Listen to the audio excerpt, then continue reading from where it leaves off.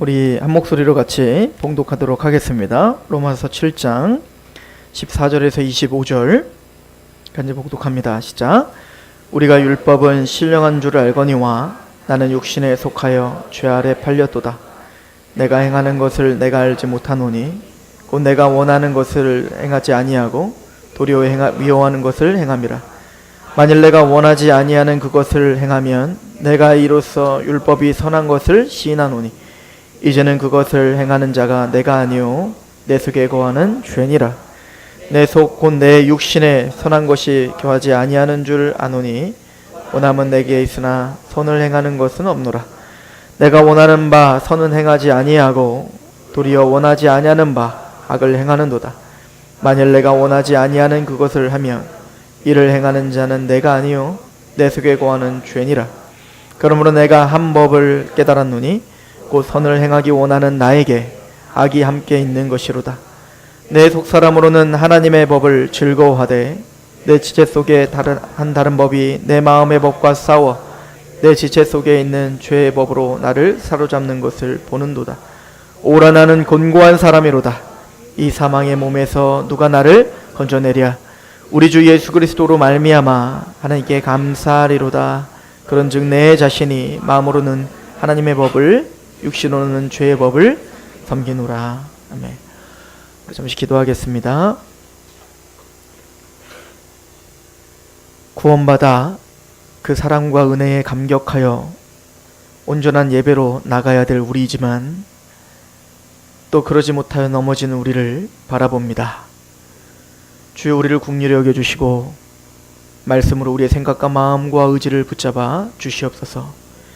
이 시간 선포되는 말씀이 말씀답게 선포되며 들려질 수 있도록 성령님 조명하여 주시옵소서.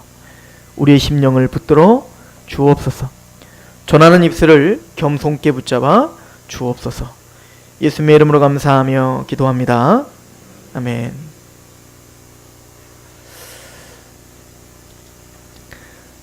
우리가 로마서 7장을 3번에 걸쳐서 지금 우리가 강의하고 있는데요. 로마서 7장을 들어가면서 로마서 7장은 신학계에서도 어려운 장이다 라고 했었어요. 왜냐하면 논쟁이 있기 때문에 그렇습니다.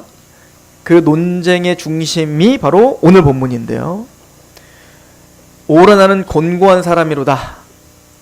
즉 그 내면에 분열이 일어났어요. 그죠? 이 사람이 내면에 분열이 일어났는데 어떤 분열이냐면 마음으로는 하나님의 법을 사랑하는데 내 육신의 죄가 날 또 사로잡아 날 찢어가는 거죠. 그러니까 지금 그런 고통이 있는 사람인 거예요. 마음은 하나님 법대로 살고 싶은데 나는 그러지 못하여 또 죄에 팔려 있다. 이렇게 이야기를 하지 않습니까? 그럼 도대체 이 곤고한 사람은 누구냐 이거예요. 이 비참한 사람은 누구냐는 것이죠. 이 논쟁이 있어요.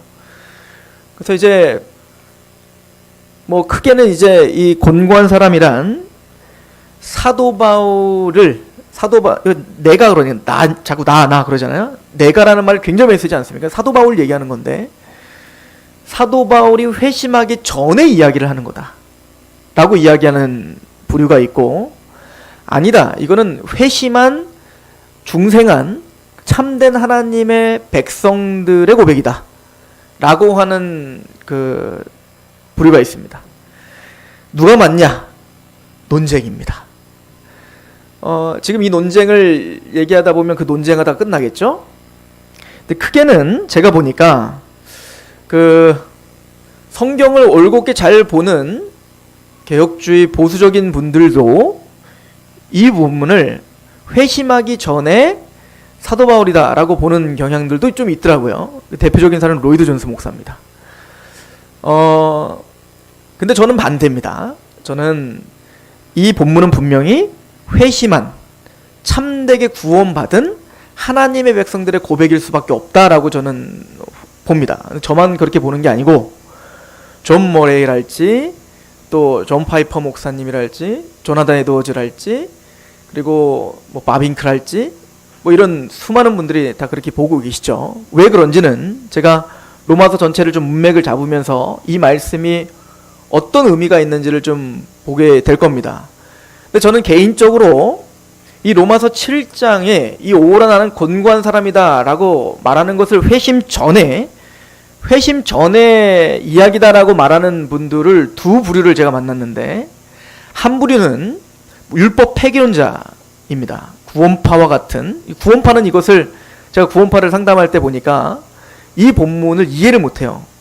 자, 이 사람들은 왜 오호라 나는 곤고한 사람이라는 말을 왜 구원받기 전에 이야기라고 보냐면, 예를 들어 구원파 같은 경우는 이제 그 사도 바울이 디모데에게 편지를 보내서 나는 죄인 중에 괴수다라고 하지 않습니까? 그러니까 그 말을 받아들일 수 없는 거. 아니, 구원받은 사람이 죄사함 받았는데 왜 죄인이라고 하냐 거지.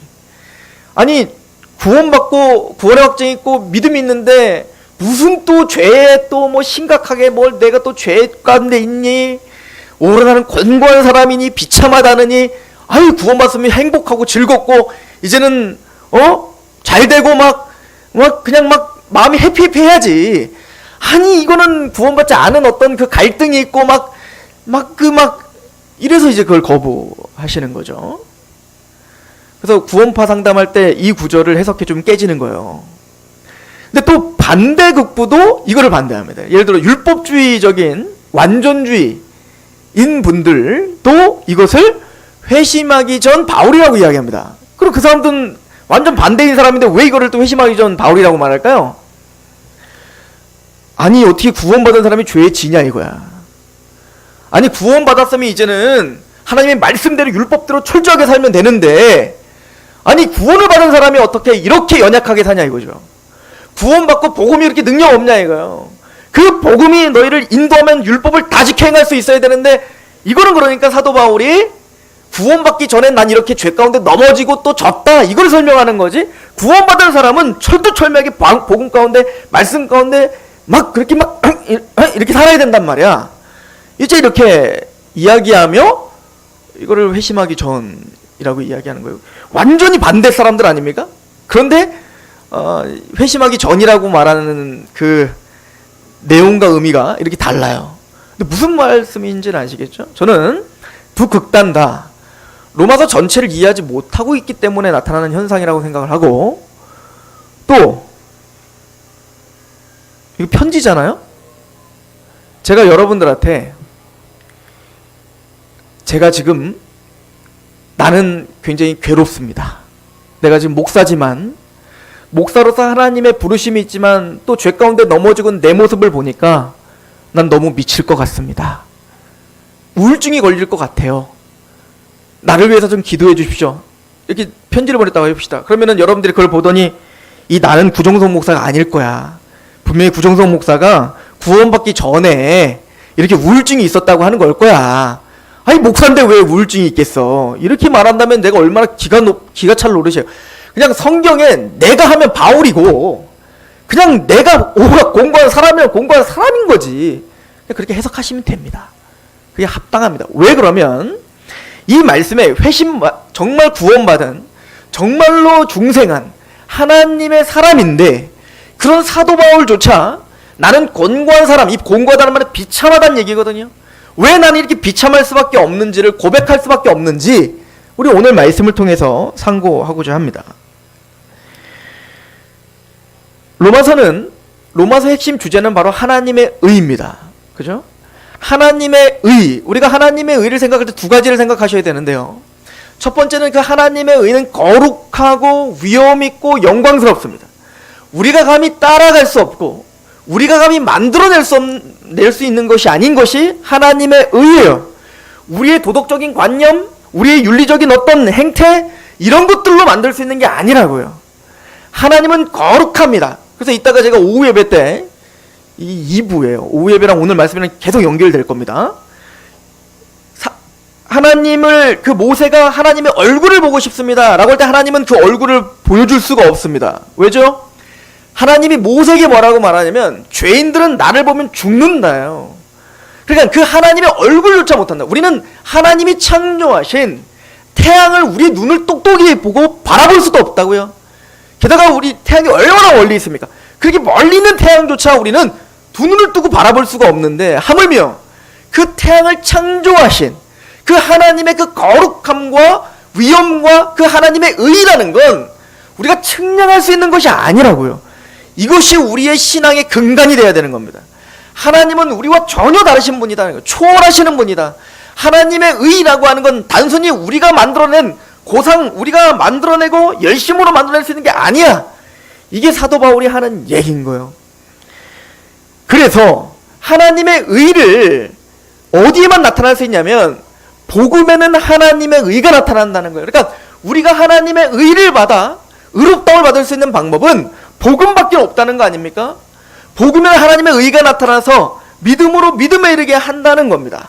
그 복음이 뭔데요? 예수님의 십자가, 그 십자가 사건에서 하나님의 의가 드러난다는 겁니다. 어떻게? 이 로마서 3장 25절에서 말했던 거 아닙니까? 한번 가보시죠. 3장 25절에 이 예수를 하나님이 그의 피로써 믿음으로 말미암는 화목제물로 세우셨어요.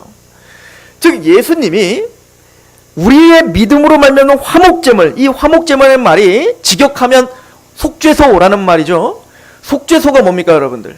속죄소는 바로 지성소, 대제사장만 들어갈 수 있는, 그러니까 아무나 성막에 못 가지 않습니까? 그 성막의 울타리를 넘어갈 수 있는 건 유대인이어야 되는 겁니다. 게다가 그 성소에 들어가기 위해선 아무나 못 들어가요. 반드시 누가? 번제단을 통과하고 물두멍을 통과한 누구? 제사장만이 성소에 들어갈 수 있습니다. 그런데 그 성소를 지나 진짜 하나님의 임재가 있는 그 법궤, 그 속죄소가 있는 그 지성소에는 아무 제사장도 못 들어갑니다. 오직 대제사장만 1년에 딱 한 번 들어가는 겁니다. 이 얘기는 뭐죠? 하나님은 범접할 수 없고 하나님은 구별되었으며 모세에게 내 신을 벗으라, 이것은 거룩하다라고 말한 것처럼 우리는 하나님을 대면할 수 없다는 얘기인 겁니다. 우리는 사실은 그 하나님 앞에 서면 죽는 거예요. 그런데 하나님의 율법 앞에서 우리는 죽는데 그 율법 돌판이 어디 들어갑니까? 바로 그 법궤 안에 들어가고 속죄소라고 하는 뚜껑이 닫힌단 말이에요. 그리고 그 속죄소 위에 어린 양의 피가 뿌려져야 되는 것입니다. 즉 이게 하나님의 의인 거예요. 하나님의 의는 우리가 스스로 만들어낼 수 없는 겁니다.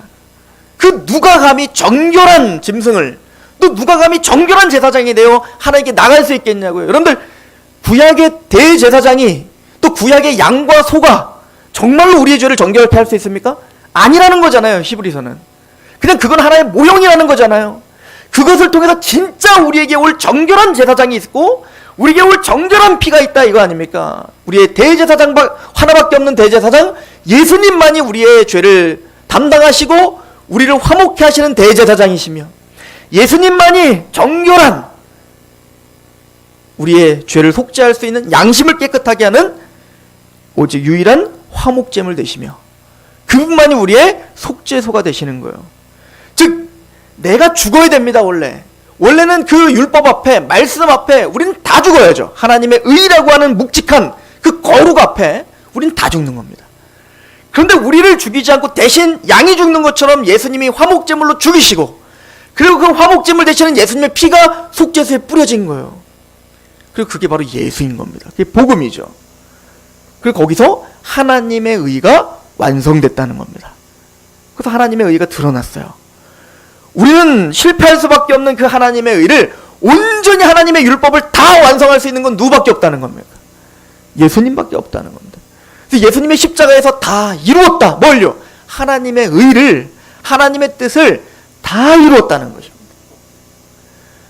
그리고는 고린도후서 5장 21절에 뭐라고 했습니까? 하나님이 죄를 알지 못하시는 일을 우리를 대신하여 죄로 삼으신 것은 우리의 화목제물이 되게 하시고 우리의 속죄소가 되게 하셨어요.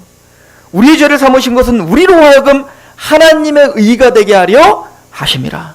즉 예수님이 완성하신 그 하나님의 의를 우리에게 전가시켜 주셨다는 겁니다. 그 예수님의 의를 우리의 죄는 예수님께로 전가되고, 예수님이 십자가에서 완성하신 하나님의 의는 우리에게 전가되고, 그 위대한 교환이 일어나 우리는 의인된 겁니다. 그래서 이 사실을 사도 바울은 로마서 4장에 아브라함을 통해서 이야기하지 않습니까? 아브라함이 의롭다움을 받을 때 뭔가 행해서 그가 의롭다움을 받았는가? 일한 것이 없다 이거예요.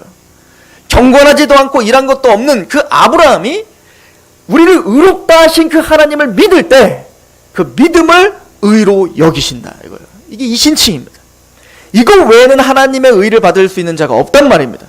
이거 외에는 우리가 구원받을 수 있는 자가 없단 말입니다. 이 은혜, 이 큰 은혜, 십자가의 그 은혜, 그 사랑이 우리를 강권하고 있다고요. 이게 로마서 4장이지 않았습니까? 자, 로마서 3장을 한번 다시 가보시죠. 근데 우리가 로마서 3장도 그렇고 4장도 그렇고 5장도 그렇고 6장도 그렇고 믿음에 대해서, 이신칭에 대해서 이야기하면서 항상 빠지지 않고 말하는 게 있어요.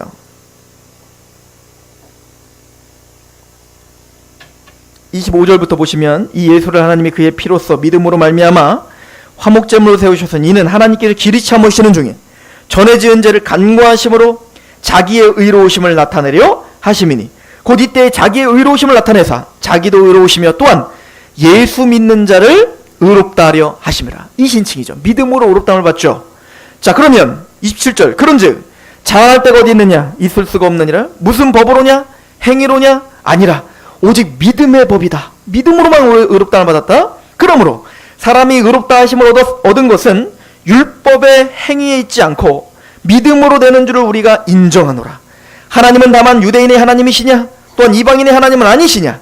진실로 이방인의 하나님도 되시느니라. 할례자도 믿음으로 말미암아 또한 무할례자도 믿음으로 말미암아 의롭다 하실 하나님은 한 분이시다. 그러니까 유대인이나 이방인이나 구약 사람이나 신약 사람이나 모두가 다 믿음 외에는 구원받을 수 있는 길이 없는 거예요. 그런데 31절 같이 읽어봅시다. 시작. 그런즉 우리가 믿음으로 말미암아 율법을 파기하느냐? 그럴 수 없느니라. 도리어 율법을 굳게, 그러면 우리가 믿음으로 구원받았다고 해서 율법이 폐기된 거예요? 율법을 파기합니까? 율법을 없애버린 겁니까? 그럴 수 없다는 겁니다. 진짜 그렇게 믿음으로 정말 의롭다 받고 구원을 받은 하나님의 백성들은 율법을 더 굳게 세운다는 거예요. 왜죠? 왜 우리는 율법을 굳게 세웁니까? 마음의 할례를 받았기 때문에 그렇습니다. 여러분들, 제가 로마서 강의하면서 아마 이걸 자주 얘기했을 겁니다. 에스겔 36장에 새 언약의 시대는 마음의 할례가 일어난다는 거예요. 어떻게 해요? 구약 시대에는 율법을 겉에서 아무리 얘기해도 십계명 지켜라, 지키면 복 줄게, 만약에 지키지 않으면 너는 저주받아, 아무리 협박하고 아무리 선물 공세를 해도 이스라엘 백성들이 이걸 지키던가요? 지킬 수 없더라는 겁니다. 그래서 하나님이 예레미야서 31장 31절에 새 언약을 내가 너에게 허락하마 이런 거예요. 새 언약을 줄 거다는 거예요. 그럼 새 언약은 뭐냐면 그 율법을, 하나님의 법을 이제는 외부에서 너희에게 해라 마라가 아니라 너에게 시키지 않겠다는 거예요. 너에게 뭘 해라 마라 하지 않겠다는 겁니다. 차라리 그 법을 너희 마음 안에 새겨주겠다는 거예요. 이게 새 언약이에요. 그러니까 새 언약이 복음이거든요. 즉 복음이라는 건 하나님의 법이 우리 안에 새겨지는 걸 말하는 겁니다. 그럼 그게 어떻게 새겨지는 겁니까? 그래서 예레미야 31장 31절에 보면 그 하나님의 법을 너희 안에 새겨 너희는 내 백성이 되고 나는 너희의 하나님이 될 거다. 이렇게 되는 거죠. 그러면 어떻게 그렇게 하나님이 우리 마음 안에 그 법을 새길 거냐고요. 이게 에스겔서 36장에 그 새기는 방법을 알려주는 겁니다. 그게 뭐냐면 먼저 맑은 물을 뿌려 우리를 정결하게 하고 우상 숭배를 제거하겠다는 겁니다. 무슨 얘기입니까? 죄 사해 주겠다는 거예요. 우리의 더러워진 죄의 근본을, 그 더러운 그 죄의 그 죄성을 제거하겠다는 겁니다. 우상을 부셔버리겠다는 거예요. 우리 안에 먼저 하나님을 사랑하지 못하게 하는, 하나님을 가로막고 있는, 하나님과 우리 사이를 가로막고 있는 그 죄, 그 사단의 권세를 먼저 부셔버리겠다는 겁니다. 그래서 우상을 제거하겠다는 거예요. 그 맑은 물을 뿌려 정결하게 한다는 겁니다. 왜? 그 더러워진 성전을 물을 막 뿌려가지고 깨끗하게 청소하는 것처럼 우리의 성전, 진짜 성전이 우리 마음을 하나님이 어떻게 하겠다는 거예요? 죄를 사하고 우상 숭배하는 것을 부셔버리겠다 이거예요. 그리고 거기에 새 마음을 주겠다는 겁니다. 부드러운 마음을 주겠다는 거죠. 즉 그 말씀이 들려졌을 때, 하나님이 음성을 주셨을 때 그 말씀에 순복하고 순종하고 그 말씀이 사랑스러워지고 그 말씀 앞에 구복하게 만들어주겠다는 겁니다. 구약시대의 이스라엘 백성들의 별명이 뭡니까? 목이 굳은 백성 아니고 목이 굳은 백성. 또 에스겔서에 이스라엘 보고 뭐라고 합니까? 너희들은 마음이 굳었다 이거 아닙니까? 그러니까 이 마음이 굳었다, 목이 굳었다 이거 다 무슨 얘기입니까?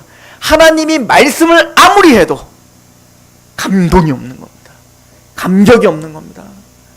꼭 사도가 말하는 것처럼 깽가리를 쳐도 흥하지 않고 애곡을 해도 슬퍼하지 않는 겁니다. 하나님이 말씀을 해도 회개하고 거기에 통회함이 없는 거예요. 하나님이 아무리 복음을 선포해도 거기에 기뻐하지 않는 겁니다. 감정이 움직이질 않아요. 마음이 굳어버린 겁니다. 그런데 그 새 언약이라는 건 복음이 우리에게 올 때 우리에게 그 죄성이 제거되면서 새 마음이 주어지고 하나님의 말씀에 기뻐하고 하나님 말씀에 반응하고 하나님 말씀에 두려워하고 그 말씀 앞에 굴복하고 그런 역사들이 일어나는 심령으로 만들어주겠다는 겁니다. 그리고 그곳에 하나님의 영이 임하여 내 율례를 행하게 하마. 이게 에스겔 36장에 하는 얘기인 거예요. 이게 새 언약입니다. 무슨 얘기입니까? 이거를 요한복음 3장 3절부터 5절에 예수님은 니고데모에게 이렇게 설명하는 겁니다. 물과 성령으로 거듭나야 된다 라고 말하는 거예요. 즉 성령님이 우리를 깨닫게 하시는 겁니다. 성령님이 우리를 중생케 하시는 겁니다. 성령님이 우리를 알게 하시는 겁니다. 그러니까 우리는 죽어 있었다고요. 영적으로 죄로 죽어 있었지 않습니까?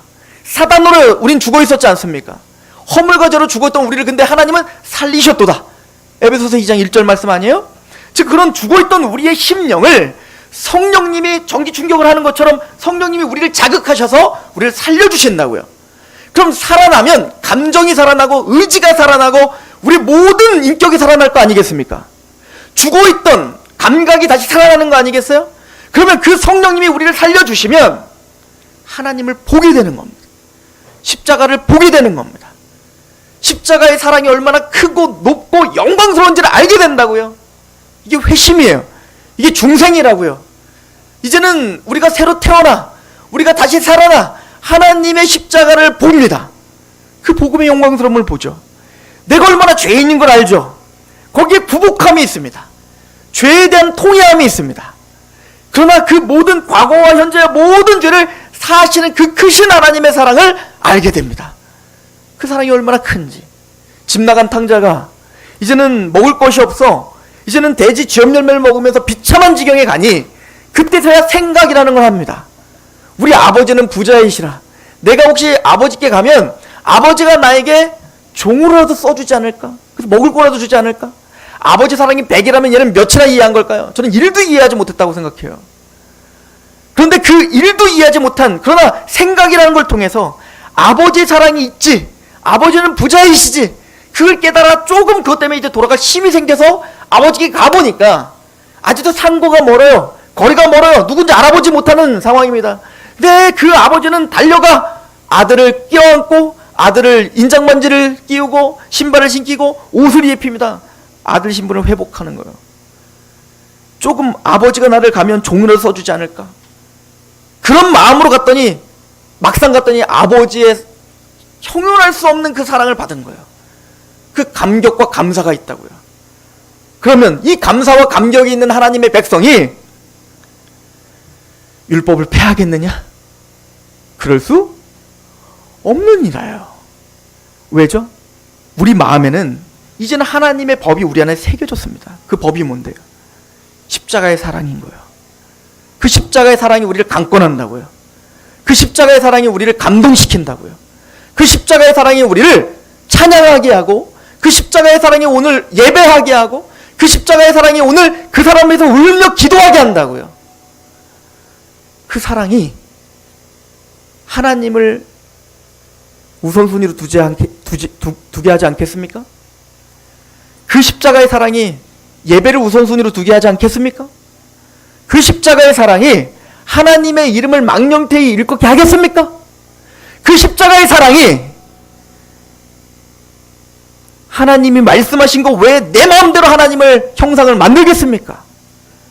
그 십자가의 사랑이 이 큰 사랑 긍휼을 받은 내가 조금 연약해 보이는 부모를 공경하지 않겠습니까? 나를 인내하며 오래 참으시며 구원시키는 그 하나님의 사랑을 진짜 아는 우리가 형제 것을 탐하려고 하겠습니까? 그 사랑이 우리를 강권하는 우리가 탐심을 우상숭배로 드리겠냐고요. 우리는 계명을 외우고 지키는 사람들이 아니라 그냥 그 사랑의 감격과에 가다 보니 하나님의 계명이 따라오는 겁니다. 이게 새 언약이라는 거예요. 나는 너희 하나님이 되고 너희는 나의 백성이 될 거야.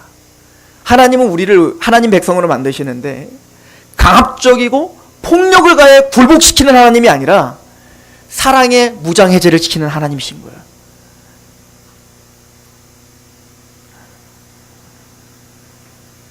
조나단 에드워즈는 이 구원받은 심령, 즉 새로운 어떤 감각이 살아난 하나님의 백성들에게 이것이 진짜 참된 회심인지 참된 중생인지를 12가지 표지로다가 우리에게 설명을 해요. 근데 저는 8가지 표지로 다 여러분들에게 말합니다. 저를 점검합니다. 첫 번째 표지는 우리가 진짜 회심했는가, 우리가 진짜 중생했는가는 첫 번째 표지가 있습니다. 심령이 가난한가요? 우리가 정말 심령이 가난한가? 정말 주님이 아니라면 내가 정말 죽을 수밖에 없다는 걸 아는가? 내가 정말 주님이 아니라면 내가 영원한 지옥 형벌을 피할 길이 없다는 걸 아는가? 두 번째 표지는 애통하는가입니다. 구원받은 하나님의 백성들이 정말로 마음을 다해서 하나님을, 마음을 다하고 뜻을 다하고 목숨을 다해 하나님을 사랑하게 돼서, 그래서 하나님이 무엇을 좋아하시는지, 하나님께서 무엇을 원하시는지 하나님을 우선순위로 드리고 하나님을 영광스럽게 하고 하나님을 즐거워하는 것이 나의 목적이 돼서 그렇게 살아가는 우리가 내 모습을 바라보니 여전히 죄가 있고 여전히 하나님 말씀대로 살지 못하는 것 때문에 내가 애통하고 슬퍼하고 통회하는가? 저는 이제 알게 됐어요. 진짜 참되게 구원받은 하나님의 백성들은 진중하다는 걸. 구원받았습니다라고 방방 뜨지 않습니다. 구원받았습니다라고 그걸 자랑하는 걸로 방방 뜨지 않는다고요. 자신을 점검한단 말입니다. 자신을 더욱더 하나님의 말씀 앞에 점검하고 그 말씀 앞에 내가 정말 울고 있는가, 애통하는가 반드시 점검하셔야 됩니다. 나에게 정말 애통하는 마음이 있는가? 에스라가 하나님의 율법 앞에 섰을 때 자신의 가슴을 찢으며 민족과 자신의 죄를 위해서 통곡했죠. 느헤미야가 하나님의 말씀 앞에 섰을 때 자신의 민족과 자신의 죄를 위해서 가슴을 찢으며 통곡했죠. 또 그래 에스라와 느헤미야가 통곡할 때 그 모든 민족들이 하나님의 말씀에 떠는 자들이 나와 수문학광장에 모여 다 같이 통곡했죠. 이거는 다 하나님의 사람들이 보여주는 공통적인 특징인 겁니다. 하나님의 말씀 앞에 두렵고 떨림으로 서 있을 수 있는 마음이 있는가 이거죠. 또는 온유한가요? 즉 우리 마음이 하나님의 말씀 앞에 부드러운가 아닙니다. 우리가 하나님의 말씀에 듣고 순종 못하는 건 순종 못할 수 있지만 적어도 그 말씀 앞에 반응하는 게 온유한가? 또는 의에 줄이고 목이 많은가? 우리는 세속에 더 관심이 많은가? 아니면 의에 줄이고 목이 많은가? 하나님을 갈망하는가? 하나님의 거룩을 갈망하는가? 긍휼히 여기는가? 하나님이 나를 어떻게 긍휼히 여기신지를 알아? 타인을 볼 때 긍휼히 여길 수 있는 마음이 있는가? 마음이 청결한가? 이건 선한 양심이 우리를 주장하는가요? 죄를 범하고도 아무렇지도 않습니까? 양심이 화인 맞은 것처럼 내가 죄를 범해도 아무렇지도 않고 나는 구원받았는데 아니요. 그건 구원 아닙니다. 성령님이 우리를 붙잡고 성령님이 우리와 함께 있다면 죄를 범하면 구원받기 전보다 훨씬 더 그 죄가 크게 보여야 되는 겁니다. 선한 양심이 발동하기 때문에 그렇습니다. 마음이 청결하기 때문에 그렇습니다. 그리고 화평케 하려고 하는가? 복음을 통하여 어쨌든 하나님과 내가 화목하게 된 것처럼 화목하게 하는 직분이 나에게 있음을 알아? 그 사람, 내 자녀, 나의 사랑하는 자들이 나를 통하여 하나님과 화목하게 되기를 바라는가? 그리고 마지막, 의를 위하여 핍박당하고 있는가? 근데 이 기준은 제가 말하는 기준이 아닙니다. 예수님께서 말씀하신 겁니다. 하나님의 나라가 임한 자는 심령이 이렇다는 겁니다. 복 있는 사람은 심령이 가난하다. 복 있는 사람은 애통한다. 이게 복이라고 이야기합니다.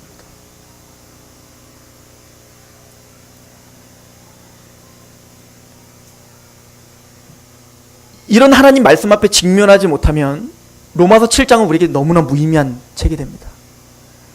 이런 말씀 앞에 직면해 본 하나님의 백성들만이 로마서 7장에 진가를 합니다. 로마서 1장과 로마서 7장은 죄에 대해서 우리에게 설명하고 있습니다. 로마서 1장은 구원받지 않은 회심하기 전의 죄인들의 모습을 보여주고 있고 로마서 7장은 구원받고 회심한 하나님의 백성들의 죄에 대한 모습을 보여주고 있습니다. 그 얘기는 우리가 정말 회심하고 진짜 신령한 하나님의 나라를 보는 하나님의 백성들일지라도 비참하고 죄에 쓰러지고 정말 말할 수 없는 그 연약함을 보일 수 있어요. 다윗도 그렇지 않았습니까? 다윗도 그렇게 하나님의 사람이었고 구원의 감격과 그 하나님의 놀라운 영광을 바라보며 그의 찬양했고 골리앗을 쳐부셨던 다윗.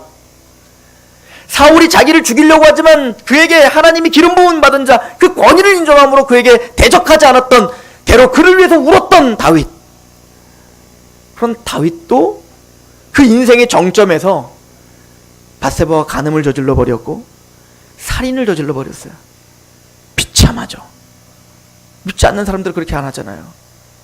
근데 다윗도 그렇게 넘어졌습니다. 그것을 지금 옹호하자는 게 아니에요. 그러나 구원받은 하나님의 백성들도 분명히 죄를 범하고 분명히 넘어지고 분명히 쓰러지되 심각하게 쓰러질 수 있습니다. 그러나 진짜 회심하기 전의 사람들과 진짜 회심을 경험한 하나님의 백성들은 그 죄에 대한, 똑같은 죄를 짓고 있더라도 그 죄에 대한 태도는 분명히 달라야 됩니다. 뭐가 다를까요? 로마서 1장을 가보시죠.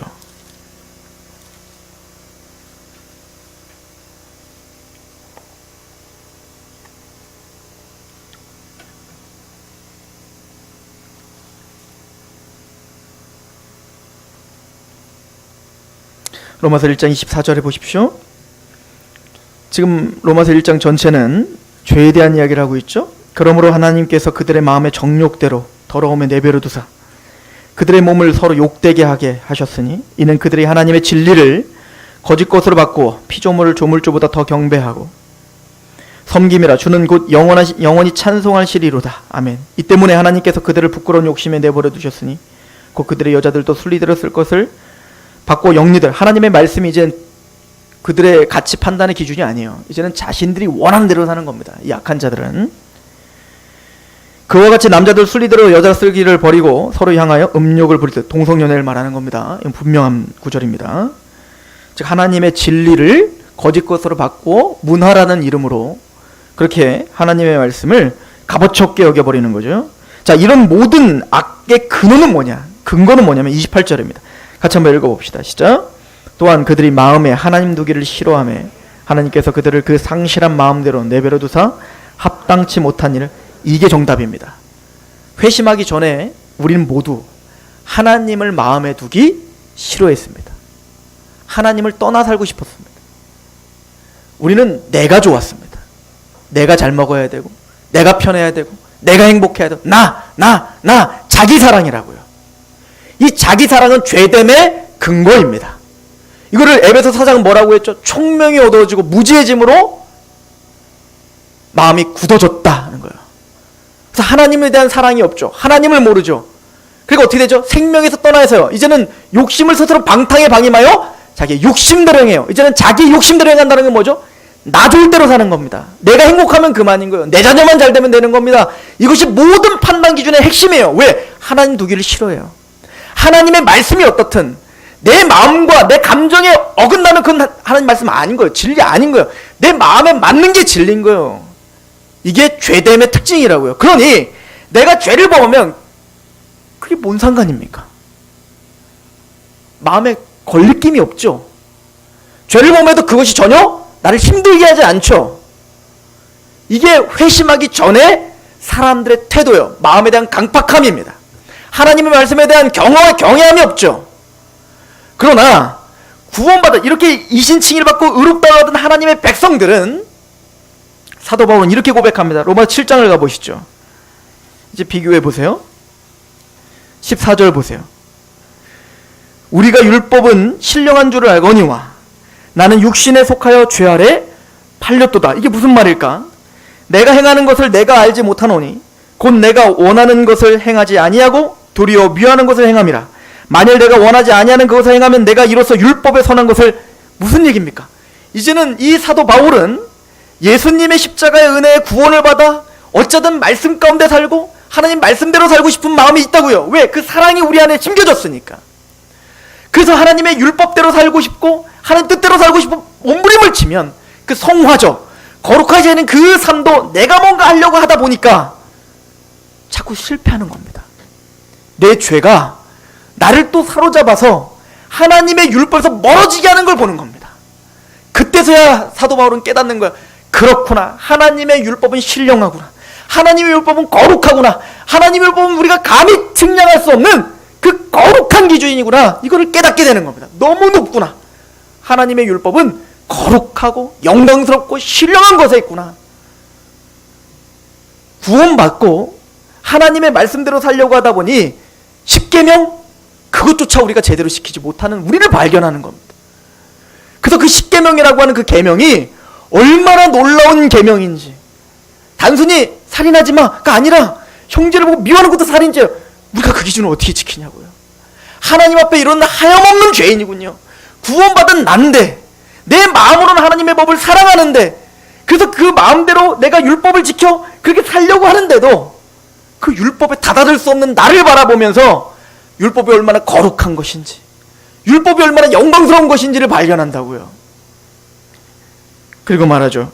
14절, 우리가 율법은 신령한 줄 알거니와 나는 육신에 속하여 죄 아래. 난 이렇게 죄에 또 지배당하며 쓰러지며 압제당하며 죄에 하염없이 그렇게 빠져들어갈 수밖에 없는 비참한 자인 걸 깨닫는 거야. 그렇구나. 나로서는 안 되는구나. 내가 예수 그리스도로 구원받은 것도 은혜이지만 내가 거룩하게 되어가고 성화가 되는 것도 내 힘으로 될 수 없다는 것을 아주 처절하게 알게 되는 겁니다. 사도 바울이. 그리고 말합니다. 16절, 만일 내가 원하지 아니하는 것을 행하면 내가 이로써 율법에 선한 것을 시인하노니 이제는 그것을 행하는 자는 내가 아니요 내 속에 거하는 죄니라. 계속 뭔가 구별을 하죠. 내가 있고 죄가 있어요. 근데 나는 지금 죄를 내가 짓고 있는데, 그럼 이제부터 내가 짓는 게 아니라 누가 짓고 있대요? 죄가 짓고 있대요. 그럼 이거는 내 책임이 없다는 얘기입니까? 전혀 그런 얘기 아닙니다. 우리는 육체가 다 나예요. 그러니까 내가 짓는 건 내가 책임 있는 거예요. 그럼에도 불구하고 지금 사도 바울이 강조하고 있는 건 뭐냐면, 내 속사람, 거듭나서 속사람은 새롭게 되어 하나님을 갈망하고 있다는 걸 지금 강조하고 있는 거라고요. 진짜 회심한 하나님의 백성들이란 진짜 영원히 하나님의 나라까지 갈 모든 이 썩어질 육체는 이제는 부활의 몸으로 덧입혀질 거 아니에요. 이 연약한 육체가 천국을 소유할 수 없지 않습니까? 예수님의 재림 때 이 육체는 호련히 변할 거라고요. 그리스도의 형상으로. 근데 그 전까지 입고 있는 이 육체와 내 내면, 내 지식, 내 감정, 이 모든 것들은 여전히 옛 죄에 지배를 당하고 있는 거예요. 나는, 내 영혼은, 내 본질은 예수님의 십자가로 거듭났고 죄사함 받았고 하나님의 나라를 발견하여 하나님을 사랑하는 자가 됐는데, 여전히 내 육체가 나를 죄 가운데 또 넘어지게 하는 그 어떤 분열증적인 어떤 현상이 나타나는 겁니다. 이게 사도 바울에게 미칠 지경인 겁니다. 이게 얼마나 사도 바울을 힘들게 했냐면, 내 마음의 원으로는 지금 당장 주님을 만나는 거다 이거예요. 당장 주님께 가. 저도 성경 공부하다 보니까 우리 집사님들이 하는 얘기가 있어요. 자꾸 죄 가운데 넘어지는 나를 바라보니까 이 죄 좀 없는 세상이 좀 왔으면 좋겠다는 겁니다. 올 겁니다. 예수님 재림 때. 그 전까지는 우리는 항상 이 싸움 가운데 사는 거예요. 이 싸움이 얼마나 힘든지 히브리서에 뭐라고 하죠? 너희가 죄와 싸우되 피 흘릴까지 싸우지 않는구나. 우린 피 흘릴까지 싸워야 됩니다. 우리 안에 이런 싸움이 일어난다고요. 내 마음으로 하나님 법을 사랑해요. 계속 보십시다. 18절, 내 속 곧 내 육신에 선한 것이 거하지 아니한 줄을 아노니 원함은 내게 있으나 선을 행하는 건 원함은 내게 있어요. 왜? 우리는 거듭났기 때문에, 회심했기 때문에, 우리는 하나님의 말씀을 갈망합니다. 의에 줄이고 목이 마릅니다. 이것조차 없으면 구원 못 받은 거예요. 너무 세게 얘기했나? 근데 죽고 사는 문제잖아요. 점검하셔야 됩니다. 19절, 내가 원하는 바 선을 행하지 아니하고 도리어 원하지 아니한 바 악을. 기본적으로 회심한 사람은 하나님의 말씀대로 살고 싶어 합니다. 이게 원함이에요. 갈망이에요. 열망이에요. 하나님에 대한 그런 열망이 있다고요. 근데 그러지 못하는 내가 비참한 거예요. 똑같은 죄를 짓고도 그 죄가 전혀 아무렇지도 않습니까? 그럼 우리는 심각하게 우리의 신앙을 점검해야 됩니다. 구원받은 하나님의 백성들은 구원받기 전보다 그 죄에 더 민감해야 됩니다. 지금 여기엔 보이지 않는 먼지가 있죠. 그런데 서프트라이트를 강하게 비추면 지금 눈으로 보이지 않는 먼지들이 수두룩하다는 걸 우리는 볼 수 있습니다. 마찬가지로 우리가 신앙의 성장이 되어 성령님의 조명이 더 강하게 우리가 성숙되면 성숙될수록 말씀이 우리 안에 더 강하게 우리에게 비춰진 걸 성장이라고 말한다면 우리는 더욱더 우리가 얼마나 큰 죄인인 것을 알게 되겠죠. 사도 바울은 왜 자기를 죄인 중에 괴수라고 말했을까요? 정말 죄를 많이 졌어요, 우리보다? 제가 보기엔 겉으로 보기엔 성자일 텐데. 근데 사도 바울은 정말 진심으로 자기를 죄인 중에 괴수라고 말했다고요. 그 인생의 말년에. 왜일까요? 그게 성장인 겁니다. 그럼 내가 죄인 중에 괴수라고 말하면 말할수록 우리 안에서 복음은 얼마나 더 영화로워질까요? 어제는 내 죄가 10개인 줄 알고 10개 죄사함 받아서 너무 고맙습니다 했는데 지내고 보니 내 죄가 100개, 1000개, 10,000개였습니다. 그러고 보니 십자가의 은혜는 100개, 1000개, 10,000개 우리가 상상할 수 없을 만큼 크신 은혜군요를 또 깨달아 우린 십자가에 더 굴복할 수 있는 거예요. 이게 선순환입니다. 이게 성장의 사이클이에요. 신앙이 성숙된 사람들은 교만할 수 없습니다. 하나님 앞에 겸허해집니다. 사람들 앞에 겸허해집니다. 사도 바울은 뭐라고 하죠? 나보다 남을 낮게 여기라 라고 말했어요. 인사치레 아닙니다. 진짜 구원받은 사람은, 그래서 그 복음 가운데 정말로 성숙해 가는 사람은 겸손해집니다. 이걸 잊지 마시기 바랍니다. 그리고 말하죠. 22절입니다. 이게 핵심이죠. 내 속사람으로는 하나님의 법을 즐거워하되 내 지체 속에 다른 한 법이 내 마음의 법과 싸워 내 지체 속에는 죄의 법으로 나를 사로잡는 것을 보는도다. 오라 나는 곤고한 사람이로다. 이 곤고하다는 말, 비참하다는 말은 로마 시대 때 전쟁을 벌이고 포로들을 끌고 갑니다. 근데 이 포로들을 죽이려고 할 때 이렇게도 죽이는 법이 있었다는 거예요. 이제 불을 질러버리면 그 시체가 타다가 남지 않습니까? 그럼 막 거기 구더기가 가득하고 완전히 썩어버린 시체가 돼버려요. 그러면 살아있는 적군을 다 벗겨요. 알몸으로 벗겨서 그 죽어있는 썩어있는 시체와 묶어버립니다. 그리고 가는 거예요. 그럼 어떻게 되겠어요? 그 썩어있는 시체의 그 썩음이 살아있는 생사를 파고 들어가 죽게 만들어버리죠. 이게 비참함입니다. 사도 바울은 그렇게 느껴지는 겁니다. 하나님의 말씀 앞에 거듭나 회심하여 하나님 말씀 마음을 다하고 뜻을 다하고 목숨을 다하고 하나님을 사랑합니다. 그래서 하나님의 말씀이 나의 뜻이요 하나님의 말씀대로 살고 싶은 갈망함이 내 안에 가득합니다. 그런데 내 옛사람, 내 옛 자아가 나를 또 사로잡아 또 죄 가운데 넘어지게 하고 게으르게 하고 하나님 말씀 앞에 또 쓰러지게 하는 것이 그렇게 비참해 보이는 거예요. 그래서 회개할 수밖에 없어요. 하나님께 죄송스러울 수밖에 없는 겁니다. 하나님 앞에 감히 뭐라고 말할 수가 없는 겁니다. 그래서 더 울고 더 애통하고 하나님 앞에 더 죄송스럽고 그래서 하나님께 이렇게 부르짖을 수밖에 없어요. 하나님, 이 비참한 데서 누가 나를 좀 건져줬으면 좋겠습니다. 나는 스스로 이것을 건져줄 수가 없습니다. 성화, 내가 열심히 노력하고 훈련받고 누구를 본받는다고 내가 성화되지 않는다는 거예요. 성화도 거룩해지는 것도 하나님의 은혜가 아니면 나는 성화될 수 없습니다. 나는 살아갈 수가 없습니다. 하나님의 말씀을 지킬 수가 없습니다. 하나님의 뜻 가운데 살 수가 없습니다. 난 이런 비참한 존재입니다. 누가 좀 나를 좀 이 사망에서 나를 좀 건져 주십시오. 이 고통과 이 애통이 있는 거라고요. 이게 정말 이해가 안 가십니까? 정말 이 로마서 7장이 정말 구원받은 심령으로 고백하는 이 사도 바울의 이 울림이 여러분들 들리셔야 됩니다. 사도 바울은 누가 이 사망에서 나를 좀 건져내라 라고 말하고 25절에 감사하죠. 찬양하죠. 우리 주 예수 그리스도로 말미암아 하나님께 감사하리로다. 왜요? 주님이 하실 겁니다. 이 비참한 지경이 있는 나일지라도 로마서 8장이 그래서 승리의 대언장이에요. 그리스도 안에 있는 자는 결코 정잠이 없다요. 그럼에도 불구하고 우리를 포기하지 않으시는, 그럼에도 불구하고 우리를 버리지 아니하시는 그럼에도 불구하고 성령님이 말할 수 없는 탄식으로 우리를 위해서 지금 빌바랄지 못하는 우리를 위해서 간구하시고, 성부 하나님이 자기 아들을 죽이면서까지 우리를 그 거룩까지, 그 영광스러운 자리까지 우리를 인도하시고야 말고, 예수님이 십자가에 죽으시고 부활하심으로 지금도 하나님 우편에서 나를 위해서 간구하고 계심으로, 이 십자가의 사랑, 이 크신 사랑에서 누가 감히 끊을 수 있겠는가? 높음이나 깊음이나 그 어떤 피조물도 이 사랑에서 끊을 수 없느니라. 로마서 8장이 8장답게 우리에게 올 것입니다. 애통하십시오. 말씀 앞에 직면하십시오. 내가 어떤 심정으로 하나님의 말씀을 사랑하는지를 돌아보십시오. 복음이 우리에게 어떤 의미가 있습니까? 십자가가 우리를 도대체 어떻게 만들고 있습니까? 그 십자가의 은혜가 우리를 어떤 예배로, 또 하나님께 어떤 회개로, 통회함으로, 겸손함으로 몰고 가고 있습니까?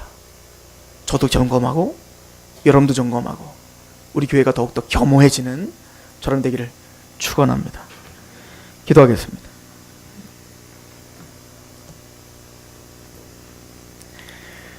하나님, 자격 없고 미련하고 이런 것도 없는 우리를 구원하신 그 은혜에 감격했습니다. 우리는 너무나 쉽게 예배했고, 너무나 쉽게 살아냈고, 너무나 쉽게 생각하며 삽니다. 동일한 복음을 들고 있는 사도 바울은 왜 우리랑 이렇게 다른 애통함과 비참함 중에 몸부림침이 있는지요? 주여, 우리에게 은혜를 베풀어 주옵소서. 하나님의 말씀이 지식으로 끝나는 것이 아니라 그 말씀이 우리의 심령과 폐부를 쪼개기까지 갈기하게 우리를 쪼개어 하나님 앞에 드러내어 그 말씀 앞에 반응하고, 그 말씀 앞에 무릎 꿇고, 그 말씀 앞에 하나님을 사랑한다 고백하는, 그래서 진짜 복음의 그 진수가 무엇이며 그 복음의 능력이 무엇인지를 아는, 경건의 모양만 있는 것이 아니라 경건의 능력이 있는 우리가 되게 하옵소서. 이 교회를 불쌍히 여겨주시고 우리를 긍휼히 여겨 주옵소서. 예수님의 이름으로 감사하며 기도합니다. 아멘. 찬양합시다.